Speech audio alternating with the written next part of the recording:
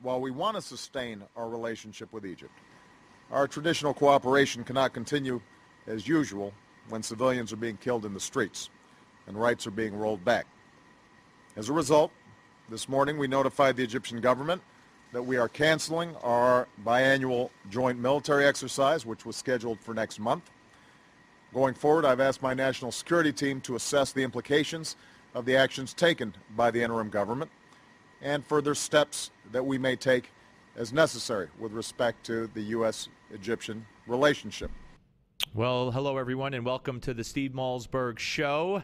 Of course, heard everywhere on radio, on the web, on Newsmax TV, Roku, and on apps worldwide. And once again, Egypt dominating the headlines on the Thursday edition of the Steve Malzberg Show. And nobody better to talk to about this than the best-selling author, most recently, a paperback version of Spring Fever, The Illusion of Islamic Democracy, former federal prosecutor. You read him, contributing editor to National Review, PJ Media.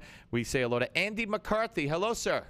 Steve, how are you? I'm good. How are you? I'm doing just fine. Good, good. You sound fine for a man who just had some serious dental work done, but that's okay. Oh, because I'm just sitting here playing spades and see what comes up. Yeah, well, is that a reference to Obama and what he did during the Bin Laden raid? Oh, did he do that? Well, he played cards. Yes. Very, very, very. I know you had no idea about that. And I understand they took down the YouTube video once it hit Drudge with Reggie with Mr. Love. The whole thing is a disaster. We'll talk about that. But let's start with Egypt. Let's start with the president's response today. Here's a guy who, in his speech, he canceled the joint military operation in protest over more than 500 dead yesterday, and now today we have almost sort of the reverse. The Egyptian authorities authorizing police to use deadly force to protect themselves and key state institutions from attacks after Morsi supporters have started. Well, they torched 2 local government buildings and they're burning churches and attacking Coptic Christians, which you touched on today at National Review. We'll get to that in a second. But the president, it seems, if you listen to his whole speech, still is almost PR, doing PR for the Muslim Brotherhood. Yeah, and that's certainly the way it's being taken throughout the world, Steve. He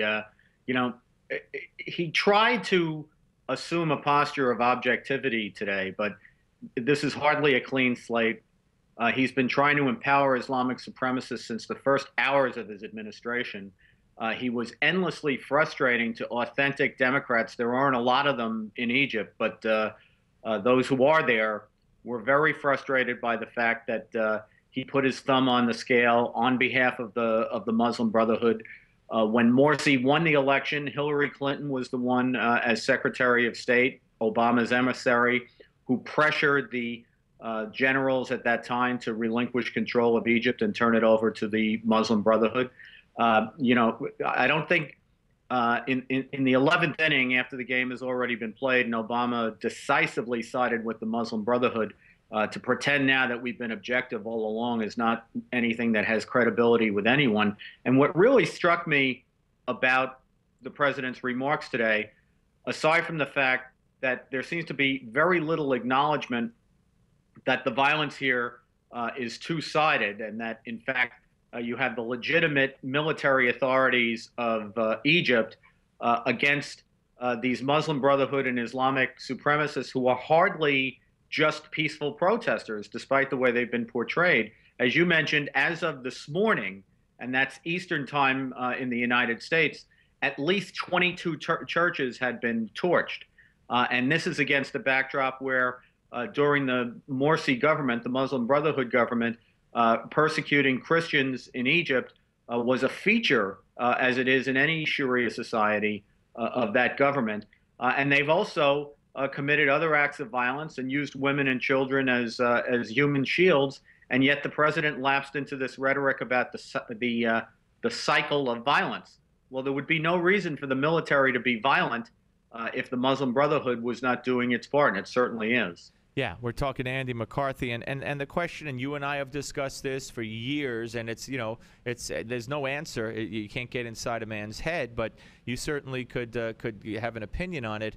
Why in the face of the violence, the totally failed tenure of Morsi and what he did, and Obama alluded to, he didn't represent everybody, there was some unhappiness with them, brushing over the locking up of political opponents and the rounding up of political opponents, and as you said, the persecution of Coptic Christians, et cetera, which the president didn't mention. Why in the face of all that does the president stick with the Muslim Brotherhood? Why did his people tell us way in advance of Morsi, that the Muslim Brotherhood, they're peaceful, they're good people, they're not a threat, they're wonderful? Why does the president allow the infiltration of the Muslim Brotherhood into branches of the United States? What do you think his motivation is? Well, I think, Steve, that he's really doubling down on the strategy that he's had all along, and the paper trail and the video trail of his support and empowerment of Islamic supremacists, not just the Brotherhood, but the Brotherhood in particular in Egypt, is so lengthy and extensive. I don't think they feel they can walk away from it. They had this theory that because Islamic supremacists are a sad fact of life in the Middle East, they somehow are also a stabilizing element in the Middle East, and that by empowering them and showing them that America didn't have it in for them, as if anybody actually ever believed this silly war on Islam rhetoric, that somehow that would improve relations between the United States and the peoples of the Middle East, and it would improve our security. And I think on every count, it's been proven to be catastrophic. Yeah, no, without a doubt it has. Okay, so what happens now? I mean, again, we will not call it a coup. So the aid continues. We've cut the joint exercise, which I don't know if Egypt really cares about that or not. Where do we go from here? If we could presume that the military and the government in charge is going to continue their crackdown. They're going to continue to marginalize, to say the least, the Muslim Brotherhood, and they'll hold elections, and they probably won't let the Muslim Brotherhood be a part of it. So what's next for them, and what's next for us as it relates to them? Well, as far as us, I think we've left ourselves, or the Obama administration has left us in a position where we have very little influence on the outcome here. We've somehow managed to irritate and turn hostile virtually every faction of that society against us. So now, the military has, for a long time, been very unhappy with the way that it's been pressured by the United States. The Muslim Brotherhood feels like Obama is semi-abandoning them in their hour of need because he's not doing more to stop the military. And the authentic Democrats in Egypt have long felt that Obama had thrown his lot in with the Muslim Brotherhood. So there's virtually no one that we have any influence with in Egypt. As far as what the outcome is there, I think the best outcome we can hope for is that the military actually does drive the Muslim Brotherhood underground, that it actually wins. Because I know this is unpopular since the Second World War, really, but these conflicts don't end until there's a winner and a loser, and it's only on that foundation that you can actually build something that's permanent and predictable. You throwing the reins around the military at this point, giving the Muslim Brotherhood a standing 8 count and letting them come back into the process, which they are committed to undermining because they're totally committed to a Sharia society, would be ridiculous. So I think the best we can hope for is a very long process of a technocratic Egyptian government operating under the light supervision of the military, a long process where they try to write an inclusive constitution that respects the rights of women and minority rights, and then somewhere down the road, elections, but elections in which the people who get to stand for election have to convincingly renounce violence and agree to the fundamentals of a new system where you have minority rights and equality of women. You want to laugh? There's breaking news on CNN. There's a new travel warning for Egypt. State Department telling Americans to defer travel. Really? Gee, we'll all have to cancel that trip that I'm sure everybody was about to. Oh, my goodness. We're talking to Andy McCarthy. The book, which talks about all this, folks, is Spring Fever, The Illusion of Islamic Democracy. All right. I want to talk about I guess you would call it the manifestation of Obama hypocrisy, if I'm trying to come up with something real quick off the top of my head that rhymes with Islamic democracy, and that is... You mean his lips were moving? Yes, his lips were moving, and he was talking about gay rights. No one asked a question at the press conference last Friday about gay rights, so he said, a lot of questions have been asked, and he went into it, and he talked about how no one is more troubled than he is about what Russia is doing with their laws cracking down on gays. And then he added this, cut number 39. Listen to cut 39. I think we have Barack Obama cut 39. Okay.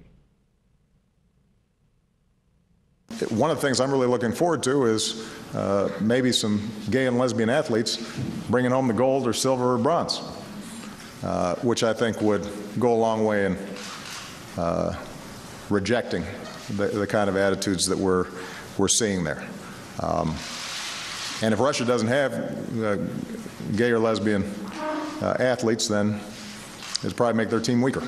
Right. First of all, let's take that last part first. I know you want to talk about how hypocritical this is, but imagine what he just said. If Russia, first of all, I don't know that we have any openly gay or lesbian athletes on our team that's going to Russia. But he said if Russia doesn't have gay or lesbian athletes on their team, it'll make them weaker. So by definition, if you have gay or lesbian athletes, you'll have a stronger team. I mean, the logic, the nerve to say something like that is just crazy. Yeah, most normal people don't define themselves by their sexual orientation, right? It doesn't have anything to do with athletic performance. It's so stupid to be talking about it in the context of athletic performance. It's hard to wrap your brain around it. Yep. Even what the Russians did, the Russians obviously adopted an anti-gay propaganda law. And, I'm not, it was a reprehensible thing for them to do. But number one, compared to the persecution gays suffer in the Middle East, it doesn't hold a candle to that. And secondly, he wasn't saying that, the Russians weren't saying that they're inferior people or inferior athletes or anything like it. They're trying to promote heterosexual relationships because they're facing a population catastrophe. Right, yeah, and you're right, and well, you're right certainly about the hypocrisy under Islamic law and the stoning to death in many places of people who are gay, and that goes, that there's total silence. He bows to the king of Saudi Arabia, but of course he's outraged over what Russia's doing. So once again, like you said, he moved his lips and the hypocrisy came out. Andy, always great to talk to you, sir. Thank you so much. Thanks, Steve. Great to talk to you. Take care. Andy McCarthy, ladies and gentlemen, former U.S. attorney. Read him at National Review Online, PJ Media, and, of course, his book, Spring Fever, The Illusion of Islamic Democracy. And I know I'm leaving about a half a dozen things out, but he is a great, great man. All right, folks, you want to weigh in on that very quickly on Obama's hypocrisy when it comes to gay rights? Or on the whole situation in Egypt? Should we have canceled the games? Should we cancel our military aid?